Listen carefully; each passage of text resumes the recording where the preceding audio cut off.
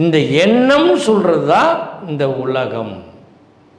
அதான் சொன்னாங்க சித்தர்கள் ரகசியமாக, எண்ணம் போல் வாழ்க்கை. உன் எண்ணம் எப்படி இருக்குதோ அதை போல் தான் உன் வாழ்க்கை அமையும். அப்போ நீ எப்படி இருக்கணும்? உன் எண்ணத்தை மேலோங்கி வைக்கணும். நல்லா புரிஞ்சுக்கங்க.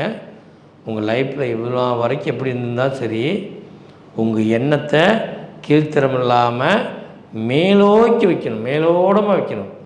எண்ணம் போல தான் நம்ம வாழ்க்கை இருக்கும்.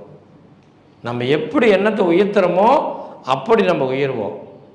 இதுதான் உண்மை. இதோட மாற்றுக்கிறதே கிடையாது. அப்போ எண்ணம் போல் வாழ்க்கை. எண்ணத்தை மூலமாக தான் எல்லாமே நடக்கிறது.